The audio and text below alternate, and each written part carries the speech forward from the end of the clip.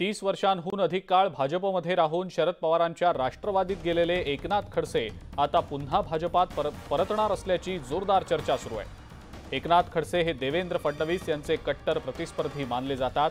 पक्ष सोडण्याचा संपूर्ण ठपका देवेंद्र फडणवीस यांच्यावर ठेवून त्यांनी भाजपला सोडचिठ्ठी दिलेली होती। मात्र आता ते पुन्हा भाजपमध्ये सामील होण्याच्या चर्चांना वेग आलेला आहे।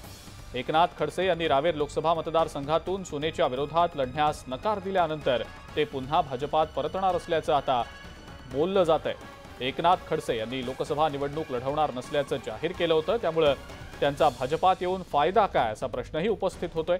एकनाथ खडसे पुन्हा भाजपमध्ये आले तर त्यांचं राजकीय पुनर्वसन होण्याची देखील शक्यता आहे।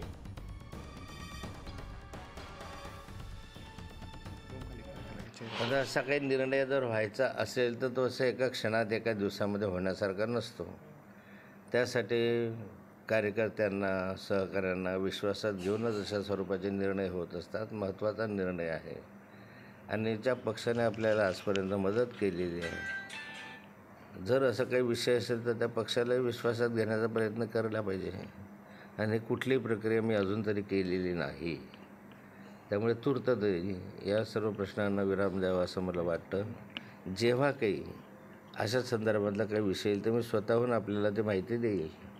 असं काही हालचाली सुरू आहेत का? कारण तुम्ही दिल्लीत गेला आणि ते खास तेवढ्यासाठीच गेला असं मी दिल्लीमध्ये तेवढ्यासाठी गेलो। जो आदेश देईल, आज मला उमेदवारी जाहीर झालेली आहे, पण काही विषय जरी राहिला, पक्षाने जो आदेश दिला, एक भारतीय जनता पार्टीची कार्यकर्ता म्हणून मला तो आदेश पाळणं हे म्हणजे मी माझं कर्तव्य समजते आणि पक्ष ज्या पद्धतीने आदेश देईल त्याच पद्धतीने मी काम करेन।